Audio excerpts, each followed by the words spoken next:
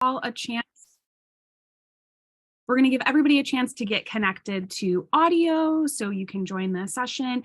For the format of this, feel free to turn your video on if that helps you feel engaged and present. But we know we've got a lot of folks who might be international students, and it might be very early morning or very late where you are. So don't worry about that. My name is Jenny Erickson. I'm the Senior Director of Enrollment here at the University of Chicago Harris School of Public Policy. I am delighted for this faculty session to have Assistant Professor Anjali Adukia joining us.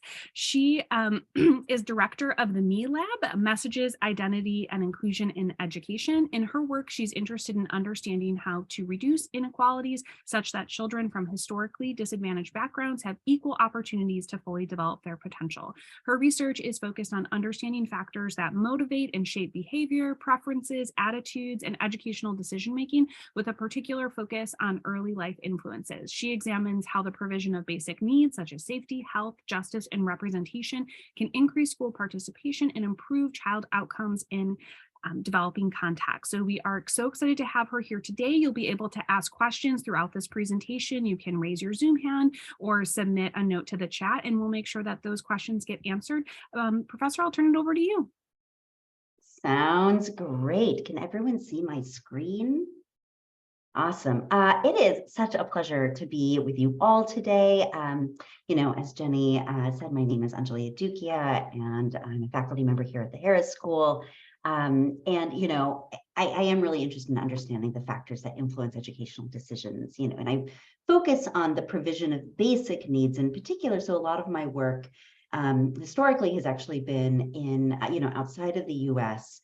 And a lot of times when you do work outside of the US, especially in more developing contexts, people say, why don't you give laptops to every child? And sure, kids would love laptops. But, the fact is that in a lot of these settings, kids don't have water, they don't have toilets, they don't have food. You really need to think about fundamental basic needs like safety and health and economic security.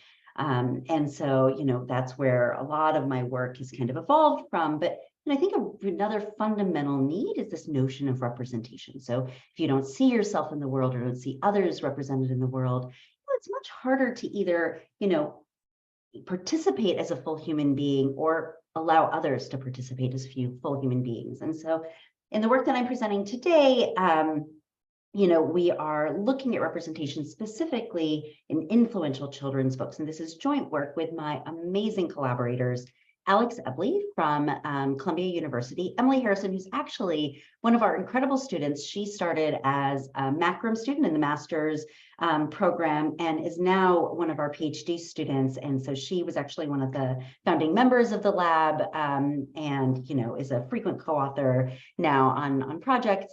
And then we do this joint with our two computer science colleagues, Hakizimwami Barali-Runesha and Theodora Sass. They are actually part of the Research Computing Center here on the University of Chicago campus, where, they help us, bring in these amazing computer science tools, and to answer important social science questions. And so this is about representation in children's books. And as Jenny said, please don't hesitate to stop me at any point, raise your hand and or put it in the chat. So happy to have this be a conversation. So the process of education and its associated books and curricular materials necessarily and by design transmit the values of society and whose space it is. And the presence or absence of different identities send messages which can contribute to how children either view their own potential or the potential of others, which can then shape subconscious defaults. And race and gender represent particularly salient identities, and it's important to account for, multiple identities that intersect with experiences of exclusion or historical subordination. But then there's this idea that representation matters, and there have been these calls for increased representation over time, but we don't really know even if it's happened. And part of the question is, well, how do you even systematically measure representation? And representation itself, at least when we think about it, has two main parts, right? There's the whether or not identities are represented. So you think about it as a numerical accounting of different identities. But even if you have a lot of different identities represented, it also matters how these identities are being portrayed. Right. So, depiction, part of the reason depiction matters is that, even if there's a lot of identities being portrayed, if they're just being portrayed in stereotypical or reductive ways, then it might be counterproductive to what your goals are. And there is a rich history of content analysis where people actually code images and text manually. So, you go page by page. And what that allows you to do is that you can measure the whether and the how, the presence and the portrayal. But it's extremely labor intensive, right? So, however long it takes to do each page, if you want to do 50 pages or 500 pages, there's fatigue over time, and it's going to be very slow and costly, and it's going to necessarily reflect the biases of the person who's actually coding the images. Now, on a complementary side, you can imagine leveraging a lot of the advances in artificial intelligence, especially in recent years. So you think about computer vision, where you're converting images to data, and natural language processing, which converts text to data. And the nice thing about that is whether you have 50 pages, 5,000 pages, or 50 million pages, once you've trained your initial model, it doesn't really matter, right? It's actually still, quite efficient. The problem with this is it is harder to measure the complexity of, the representation that might be there. So again, how different people are being portrayed. It's also important to remember that AI necessarily also reflects the biases of the humans who trained coded the data and trained the models. And so this is the problem with all content analysis. The difference with AI is it can be scalable, and the biases that show up on page 50 are the same biases that would show up for page 500. And it's also important to remember that these approaches don't supersede each other. They are complementary approaches. But the fact is, because there's so much great work on traditional content analysis, one of the things we wanted to do was really advance this machine-based content analysis. And so what we're doing is we're developing these new tools that convert images into data. We're leaving a lot of data on the table as social scientists where we really ignore images. We don't look at them systematically, typically in our research. And we use them alongside established text analysis tools. Now, in some other work, we're actually trying to push even on the text analysis tools, but in the work that I'm primarily sharing with you today, we're using, off-the-shelf methods. And what we're going to do is we're going to apply these to measure the representation of skin color, race, gender, and age in a century of award-winning children's books from the United States. And so when we think about presence, we're going to look at three main kind of categories of identities. We're going to look at the construct of race. Why do I say the construct of race? Because race itself is this way of categorizing humans. It's kind of this ill-defined, amorphous idea. And the way we're going to look at that is we're going to look at skin color. We're going to look at putative race. And when I say putative race, that means the race that society essentially assigns to different people. And then we're going to look at birthplace, because where people are born is also a way that humans often get categorized. We're going to look at gender identity. Now, this is necessarily limited because we are going to be looking at binary identity, so female versus male. And it's really important that in future work, people, are able to account for non-binary and gender fluid identities. And that might actually be a place where these traditional content analysis methods actually do much better than the AI methods. And then we're going to look at age. So, whether or not there are younger versus older, or children versus adults, people who are present. And then, if there's time, we also do some work where we look at how identities are being portrayed. And so we, use some natural language processing tools out there to try to understand that. So we see that images are really important, and they, in particular, help to mitigate a lot of the human bias that can be involved in classifying skin color in particular. So, you think about the black and blue dress versus the white and gold dress, this huge viral internet kerfuffle, same picture, but humans have a really hard time, extracting from context. Whereas if we really want to isolate, well, what's the effect of, how does skin color influence whatever the outcomes that we're interested are, then we need to be able to isolate that. And so this is where these pixel-based tools do a really good job. We see that there is inequality in the representation of these different aspects of identity on various dimensions. We have these, two main collections, and these mainstream books in particular are very influential, as I'll show you in a few slides. We see that mainstream books are more likely to show characters with lighter skin, even after you hold race constant. We see that children are more likely to be shown with lighter skin than adults across all the collections that we look at. and adults are actually more likely to show up in these books than children, even though these are children-focused books. Relative to their share in the US population, people who are Black and Latinx are underrepresented in images and text. Females are more likely to show up in images, in images rather than text, which suggests that there might be symbolic inclusion in pictures rather than substantive inclusion in the actual story. And males, especially white males, are just more likely to be represented regardless of the data source, whether you look at pronouns, other gender terms, character names, famous figures, geographic heterogeneity in images. So I'll tell you a bit about the data, the children's books that we're using. I'll tell you about the tools that we use to actually convert these children's books into data, and then talk about some of the patterns. We try to probe some potential economic factors, that might explain why we see some of these patterns, and then I'll summarize. So the books that we're using are books that have actually been recognized by book awards that were featured by the Association for Library Service to Children, which is a division of the American Library Association. It's a very influential organization. And we divide them into collections. And so the main collection to really think about is the mainstream collection. And these are books that received awards because of their high literary or artistic value. And they're considered to be the oldest children's book awards they claim in the world, but certainly in the US. And I'll just actually go here. So, there are 19 book awards in our overall sample.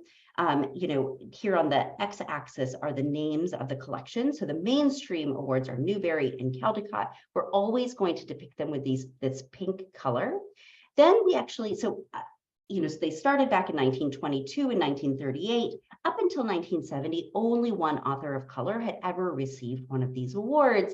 And so, people said, look, we need to be highlighting, voices that are not in the mainstream, right? And so along came the Coretta Scott King Awards, where they were specifically wanting to highlight the African-American experience. And then it was followed by a whole host of other awards where they're really specifically trying to recognize books that center underrepresented identities. So we call that the diversity collection. We don't actually have a sense of what representation actually exists out in the world. And so we think of the representation in these particular books that were recognized by these awards as kind of an upper bound of representation we might expect to see in society, because, they were highlighted in each of those years, for the way that they were recognizing different identities. And then what we do is we actually break up these particular books into separate, smaller sub-collections, books that highlight people of color, African Americans, people with disabilities, females,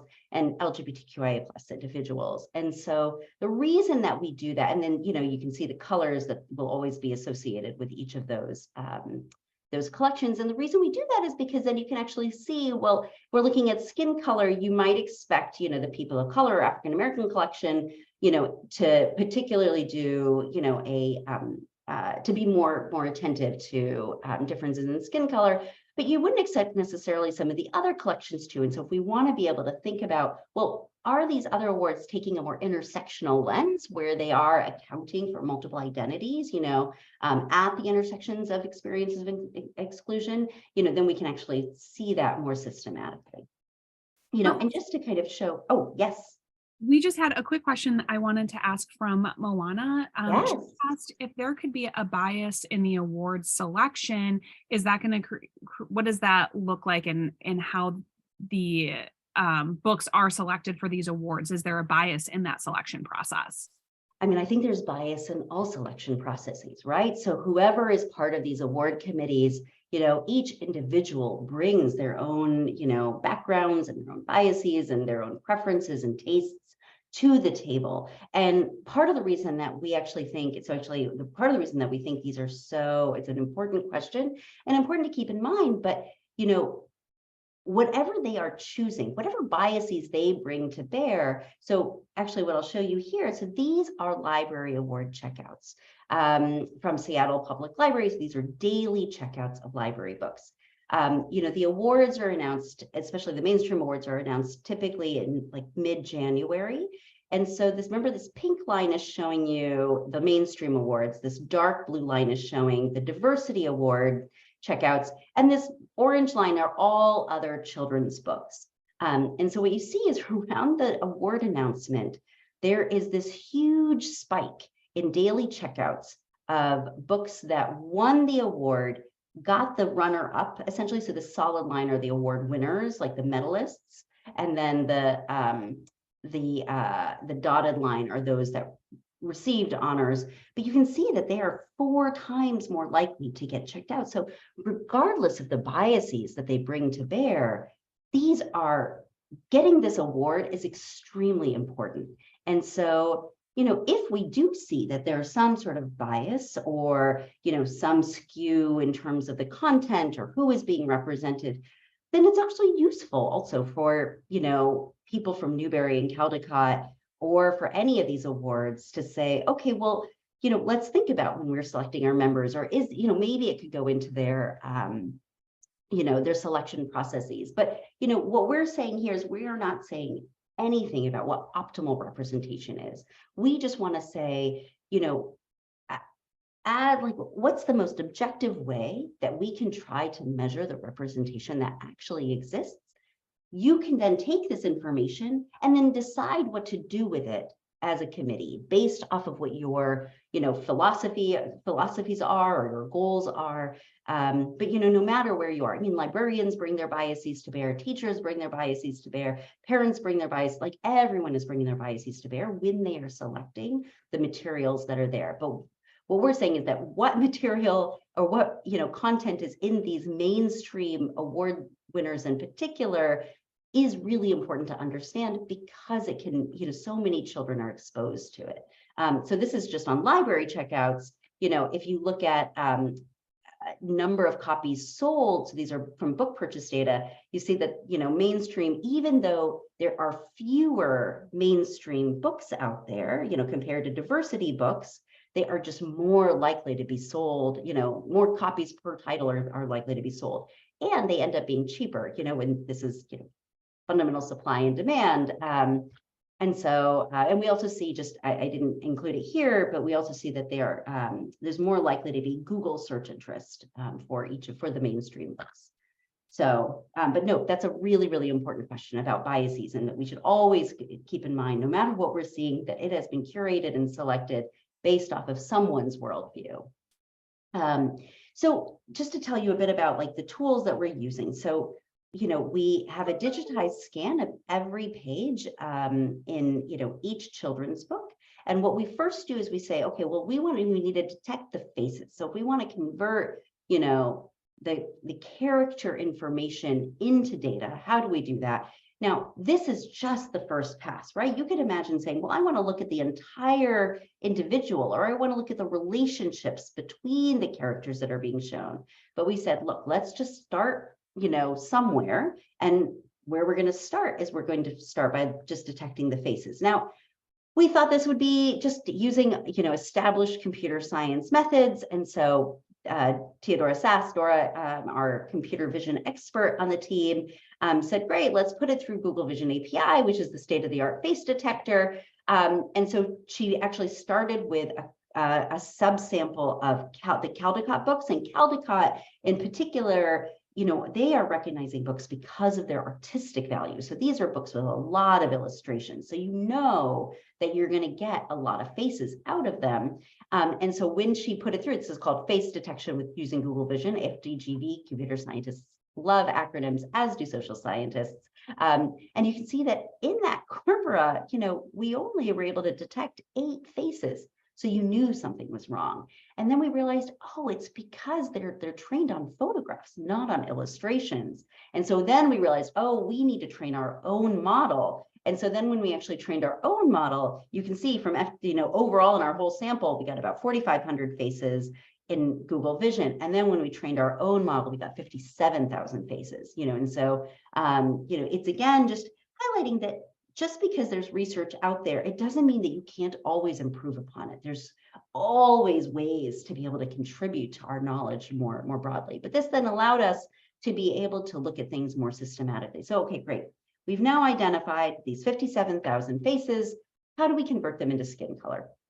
So what we do is actually we use something called a neural network. You might hear this term a lot. It's and all that's doing, right, is that you're wanting to basically a neural, like, how do you make the computer think like a human, right? And use the same brain connections like a human. And so what it's doing is, in this, what they call skin segmentation process, is we're just identifying the edges of the face, the eyes, the lips. So just the landmarks of the face that we really care about, because we want to then be able to isolate these parts from the rest of the hair and the background, so we can then, eventually classify the skin color. So what we do then is we actually,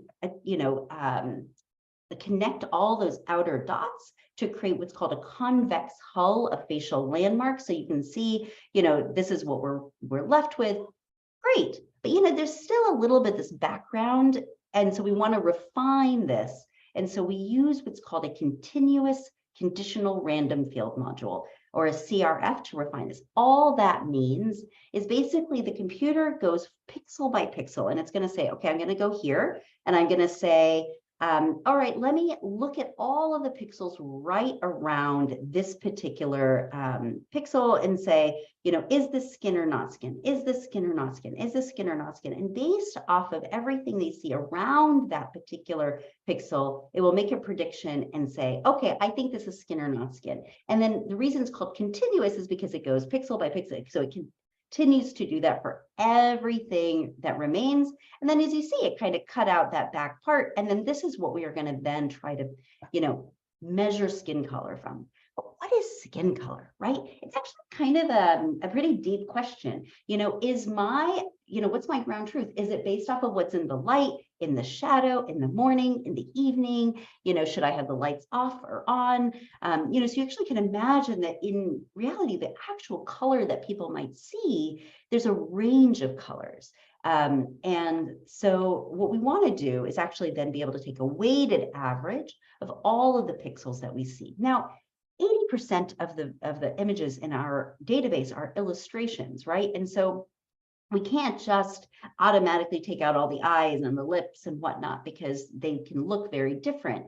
And so what we do is actually we apply something called K-means clustering, right? And so what that does is it takes all the pictures, all the colors in a face or in whatever object it is, and basically partitions it into the kth closest color. In our case, we're actually doing 5. So let me actually just show you to make it clear. So you have this picture of a face, right? And then what you want to do is make all of these pixels in the closest color, the 5 closest colors, so you can see that white of the eyes kind of turns into this like beige-ish, color. The dark colors are in terms of hair and whatnot, all come together. But you can see now there are only 5 colors that remain in this. But because we don't want the eyes, we don't want the hair, we drop those smallest 2 clusters, and this is what remains. And these are weighted by predominance. And so we can tend to take a weighted average of the colors that remain, and then that gives us a representative skin color for every single face that we identify in our sample. And then what that does is it gives us what we use as 2 measures. One is a continuous measure from 0 to 100 of perceptual tint, and that allows us to be able to look at really small differences between different characters that are being shown.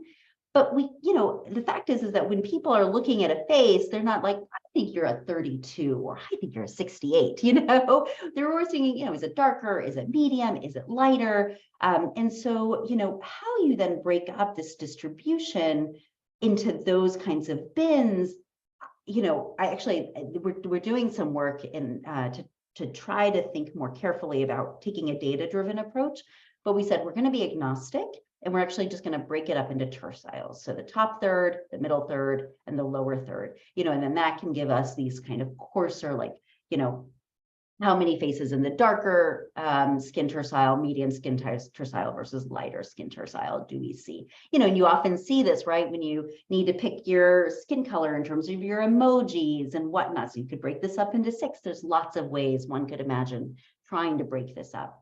And so this just shows you, so, and of course, there's also 3 different kinds of skin color types, right? There's human skin colors, there's monochromatic, which are the black and white skin colors, and then there's non-typical skin colors, right? You have the blue robot or the green alien. And so then, we algorithmically separate these into these different types. And, each of these dots represents a different face in the overall sample. Of course, there's always challenges with skin segmentation, right? Like, especially with illustrations, what are you going to get? You're kind of getting this part or that part, but you are still able to measure, the skin color for each of these, for whatever remains.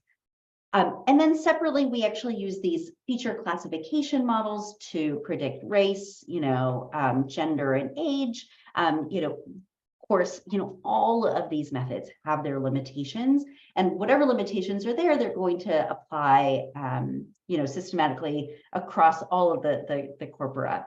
And I just want to emphasize, especially because many of you are thinking about graduate study, every single component of this pipeline represents a space for further innovation and work and places for people to potentially get involved if they're interested. And so, it's exciting because the world is, there's lots of innovation on the other side that people can engage in.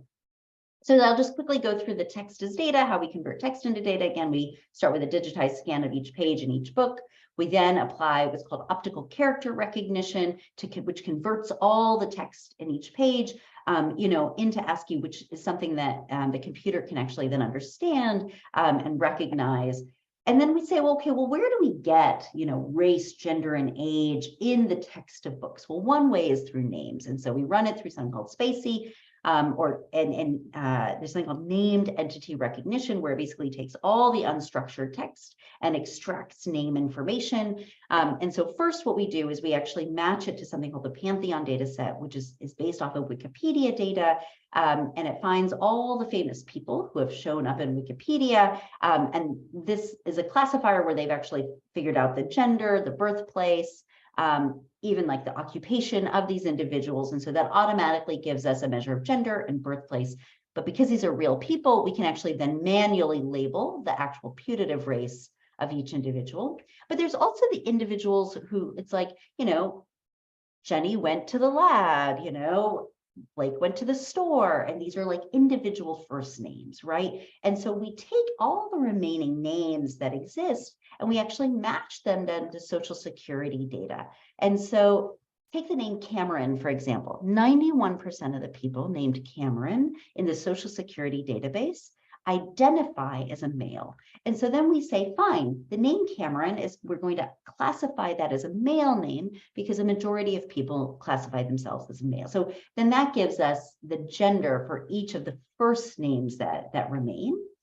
But of course, there's also other words in computer science. They're called tokens, which just means, like a continuous set of characters. In our setting, it just means a word. And so there's words related to gender. So you think about pronouns like she, her, queen, husband. There's also words related to nationality. So Kenyan, Mexican, American. There's words related to colors, black, white. But you can also think, well, these are children's books. So you want to look at red and blue to make sure that these are placebos. The way to get age words, for example, is that you can think about a lot of these gender terms have age components to them. And so girl are younger words, mother are older words. So, that gives us our measures of age, and so then, we end up with, a set of measures of race, gender, and age for both images. Again, remember, it's just the face that we're looking at and text. So I'll tell you about, I'll share some of our results with you. I'm always happy to take whatever questions, but just the way to read this is on the left side here, it means that it's the skin colors that are being represented are darker. On the right side, it means lighter. The pink line, remember, always represents the mainstream books, and this darker blue line represents diversity, books from the diversity collection. And what this is showing you, right, is that the mainstream collection is shifted lighter. So it is more likely to show characters with lighter skin colors compared to the diversity collection. And you can see that that is a much tighter distribution as well. You might say, well, how does this look in terms of the terciles? And you see that the mainstream collection has more characters in the medium and lighter terciles, whereas the diversity collection has more characters in the darker and the medium and the medium terciles. And remember, this is not taking a data-driven approach, right? This is just breaking up that distribution into exact terciles. In the other work, we're actually using, convolutional neural networks to, try to then determine which of these like bins different faces should go into. This is much, much larger once we actually do that. You could then say, well, how does it compare to these other collections? As you might expect, the people of color and African American collection, do have more characters in the darker and medium skin terciles, but so does the female collection, which does suggest that maybe they're being more attentive to intersectionality in terms of saying, like, we're not just going to identify, females, but we're also going to be thinking about, other identities as well, and actually uplifting, not just saying, okay, we're going to just show white women, but, we'll also be showing women of color. Over time, remember that the mainstream collection started in the 1920s, and the diversity collection didn't start till the 1970s, which is why it's truncated. And, you do see that there is an increase over time in terms of characters in that darker skin tercile, but there's also this uptick in the last 3 decades in lightness of characters in the lightest tercile as well. And where the mainstream collection is kind of dropped off or left off is essentially where the diversity collection started, and so just in terms of what's changed and what's endured, it's interesting to think about these patterns. We see similar patterns, whether we look at monochromatic or non-typical skin colors, these distributions are statistically significant from each other. What's really interesting is to think about, okay, well, skin color and race can be correlated. So how does it look within particular races? And so here we've actually looked at those distributions by classified race. If you remember, we're also classifying race. And so, all the characters that are in this bin are those that have been classified as being Asian, as Black, as Latina, or and others, and then as white. And so just to kind of walk you through this distribution here, what this is saying is that characters that are classified as being Asian in the mainstream collection are, more likely to be depicted with lighter skin colors than characters that are being depicted as Asian in the diversity collection. And in each of these quadrants, the differences, between the two are actually statistically significant. And so just to give you a picture, so all of these are characters that have been classified as being Black.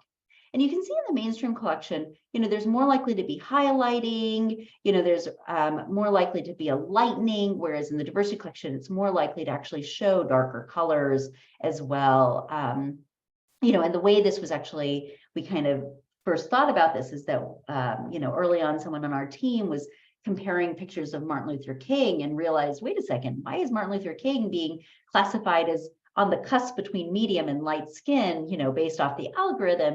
And it's because there was so much lightening that had happened in terms of the little squares that we said, oh, we really need to look at this more seriously. We see that people who are white are just more likely to be identified in the images across all the collections, even in the African American and the people of color collection. People who are pictured are just more likely to be classified as white. When you try to dig into it and you say, well, who is being present, you actually see that females are quite present over time. So this orange line represents the share of females in the US population over time. And so remember, this pink line is the mainstream collection. So while it's not on average above 50%, it is relatively close. And so, when you actually try to look at then, who these people are pictured, it is mostly white women and white men, compared to any other group. Another place that we can look at race and gender is actually the race and gender of famous people who are included. And you see that across every single collection, white male famous figures are just more likely to show up. In the African American collection, they're only followed by Black men by a percentage point. Otherwise, in general, you see, and whenever you see within racial categories, men are generally more represented than women within race. So when you look at the top 10 appearances of famous people in, if we just look at the mainstream and diversity collection overall, so the mainstream collection, you see that they're all men in the top 10. You have to get down to number 16 before you get to a female, and that's a white female, Eleanor Roosevelt. You have to get all the way down to number 43 before you get to a female of color, and that's Rosa Parks, who was a Black female. In the diversity collection, the top 10, they're all men except for one, who's Rosa Parks, who's a Black female. And, again, I emphasize we say nothing about optimal representation, but sometimes it's interesting to think about, well, how does this compare to the share in the US population? So this orange line, represents the share of whatever the column header is in the US population. So again, just kind of looking here, this is the share of people who are Black in the US population based off of the US Census. And what you see is the mainstream collection was, Black famous individuals were underrepresented until the last 3 decades, at which point we get to, closer to parity. When you look at Latinx individuals, the mainstream collection is pretty flat, despite this kind of increasing growth in their population. And for white individuals, you see that, since about the 1930s, they've actually been overrepresented relative to their share in the population. And a final way to kind of think about famous people is where people were born, right? And so what this is showing is their birthplaces. And so in the mainstream collection, you can see that where people are born are mostly in the US or Europe, with a slight smattering elsewhere, whereas there's much more geographic heterogeneity in the diversity collection around the world. And when you break it up by gender, you see that most of that geographic heterogeneity is actually driven by men. And some people say, well, of course you see more men from the US because, most of the presidents were men from the US, or all of our presidents. But if that were the case, we should actually see no representation from Europe, because in order to be a president in the United States, you actually have to have been born in the US. And the fact is, if we really want to focus on just leaders of heads of state, then we actually have examples from all around the world that we can actually pull from. And so again, it's useful to think about, because it can also, shape people's minds about, well, us versus them. And if people don't actually see their humanities connected, with people from other countries, what are those messages that are being sent?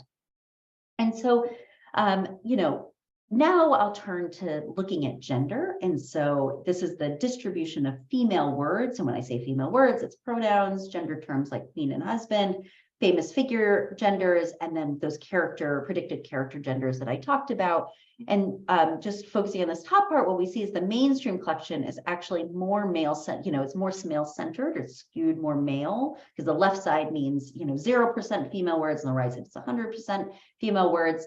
And so then you say, well, okay, fine. What would I expect to be more female-centered? Well, you'd expect the female collection to be more female-centered. And indeed, we do see that it is shifted right, and it is more female-centered than the other collections. But the female collection is less female-centered than the mainstream collection is male-centered, for example. There is this kind of increase over time in terms of the share of female words. None of the other collections ever get above, 50%, or even close to the share of the population of women, other than the female collection. But you might say, well, when I was growing up, he and him were the gender neutral terms. So of course you're going to see more male words. So then we say, great, let's break this up by type. So when you just look at pronouns, you see that, no collection gets up to 50% other than the female collection. Again, that's that light blue.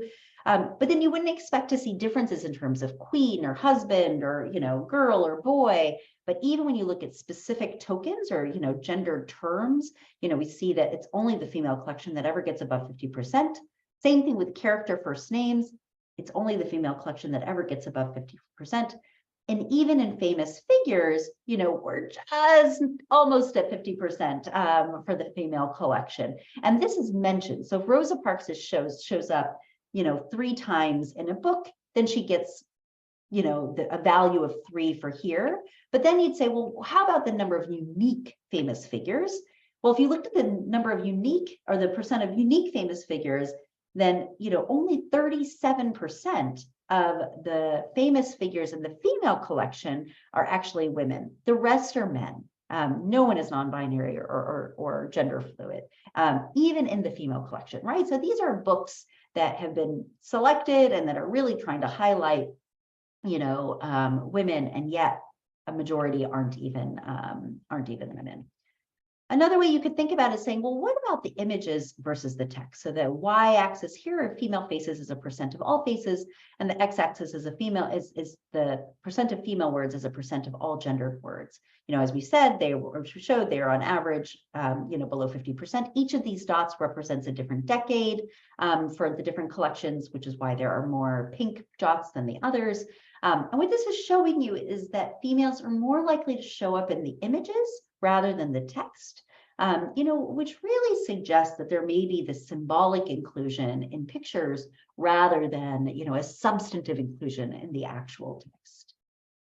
And so just, in terms of looking at the patterns, finally, we'll look at age. And the reason we look at this is that we say, again, you might expect to see more children than adults because these are child-focused books.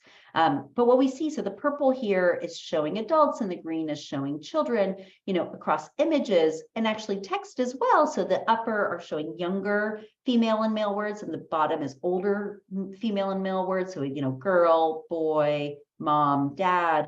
In both the images and the text, you were just more likely to see adults or older people being represented, even though that's also, and you might say, well, it's because adults are writing this or they're selecting it, but it's even disproportionate to their share of the population in both the mainstream and the diversity books. But I think this was probably the figure that for me stood out the most. And so what this is showing you, remember that on the left side, it's, darker skin colors. On the right side, it's lighter skin colors. Here, actually, the purple is child and the green is adult. And what this is showing you is that children are systematically being depicted with lighter skin relative to adults.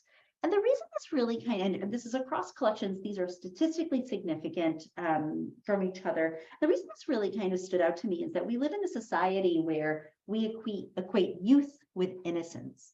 And here we're essentially equating innocence with lightness or whiteness. And so what are those messages that we're sending? Especially if we're, we treat Black children as older than they are, who is allowed to be innocent, who's allowed to be young and, angelic. And so again, I worry that there are these implicit or explicit messages that can be sent, when there are systematic differences. And, biologically, it's unclear what direction this should go. If anything, melanin is more likely to break down over time, which means that older people might be more likely to be lighter.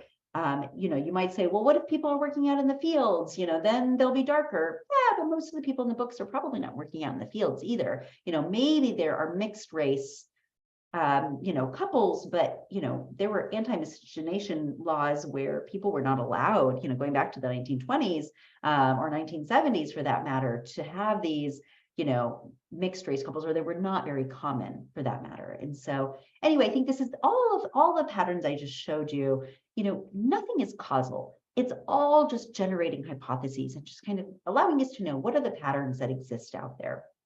And you might say, well, what might be even driving these decisions? And I know that we're getting close to time, so I'll just say, quickly that you can imagine on the demand side, right, that it could be that people are just more likely to be interested in, that there's this demand for shared identity. You want to purchase books with characters that match your identity or the identity of your children.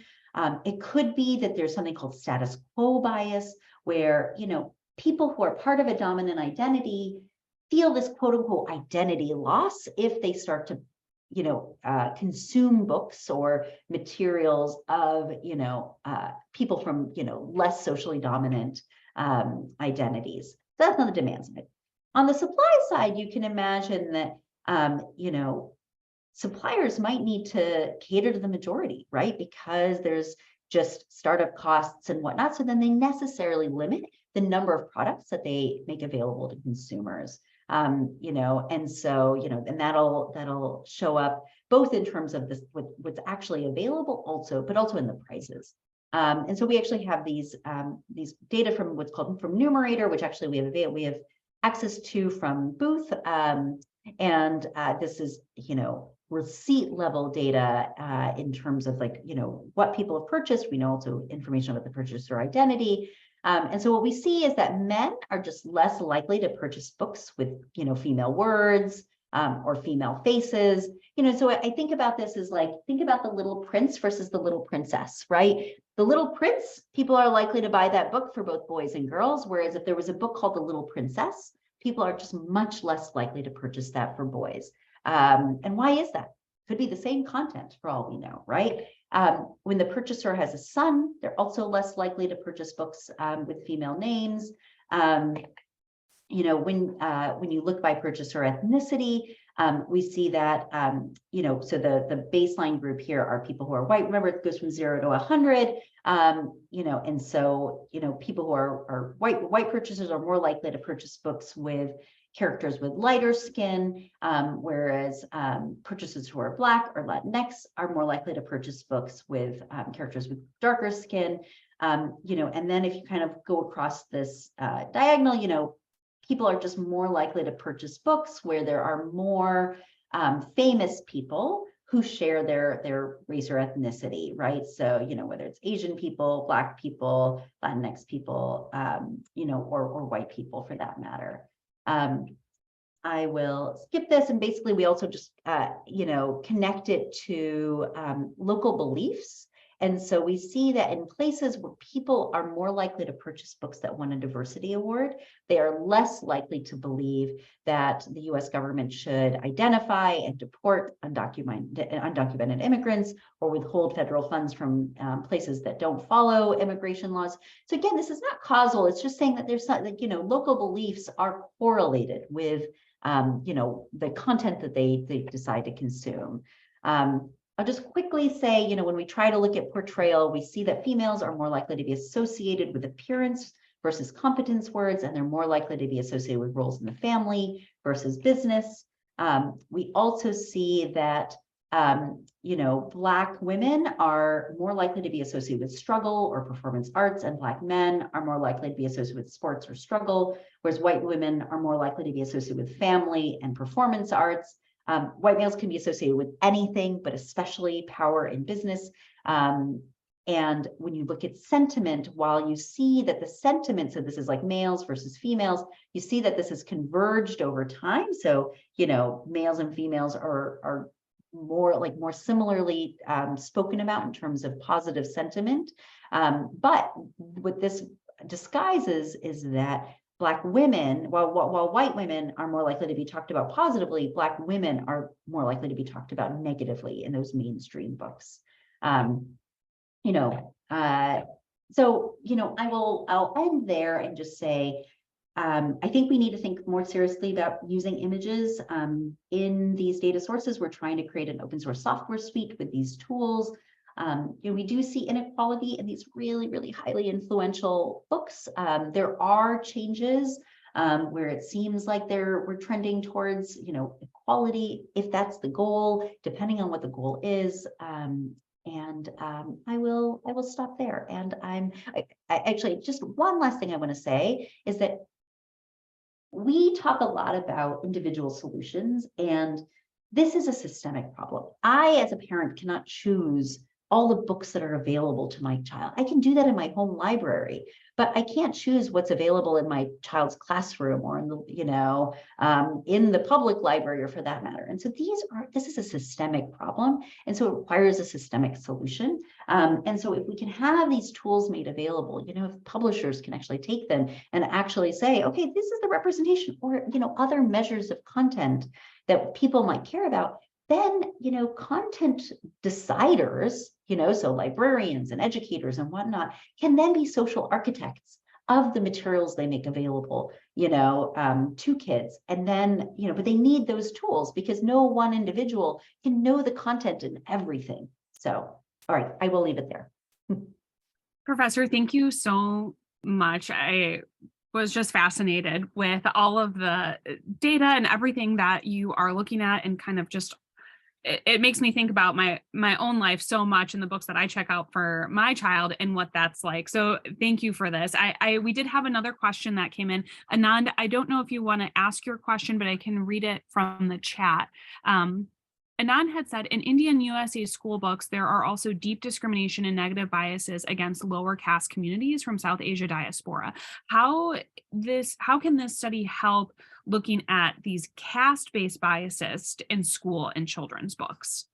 Yeah, so I think something like caste, you would have to think about how would you train the computer to look at whether it's by pictures or text, how would it classify that someone was of a particular caste background? And so, it might be easier in text if there are historical names that match particular castes or religions, but it might be harder in terms of pictures, especially illustrations, unless there was a systematic way that you could say, well, this is how, someone who's, from a scheduled caste background versus a general caste background, versus whatever. If you could train the computer to think that way and to identify and classify images that way, then you would be able to do that. But that might be also a place where traditional content analysis does a better job because it might, require human nuance. So, thank you. But I do agree; these are all important questions to look at.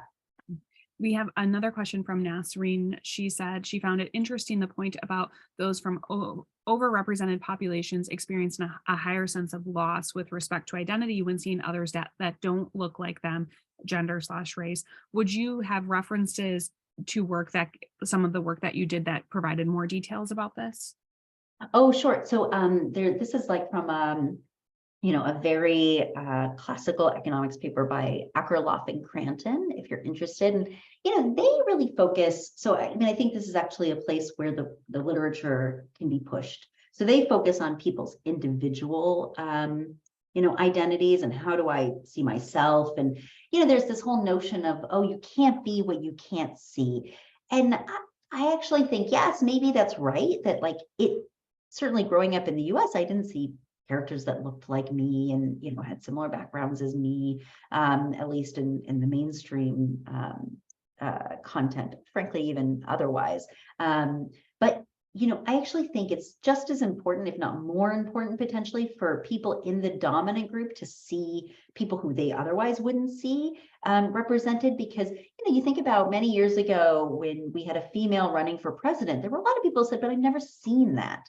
Now, all around the world, there have been female heads of state. And that's where I think that birthplace piece matters as well. That if people are not exposed to seeing people who are from identities not similar to theirs or not in a dominant identity in particular positions, it can shape, your, beliefs and attitudes towards particular groups and what yeah, and I just saw the note. Can I type out? Yes, absolutely. I will put that in the chat. There you go. And then let's see. Another question. And there was a question about the occupations as well. And yes, we absolutely could look at occupations. We are looking at that in other work. We didn't look at it in this paper because it already had gotten quite long, but yes, we are looking at occupations as well. Professor, one last question I'll leave you with that students ask us all the time when they see presentations like this is, what are some of the skills that you think it's helpful for students to have who want to work on projects as a research assistant or things like that? What are things that they could lean into or work on while they're in graduate school?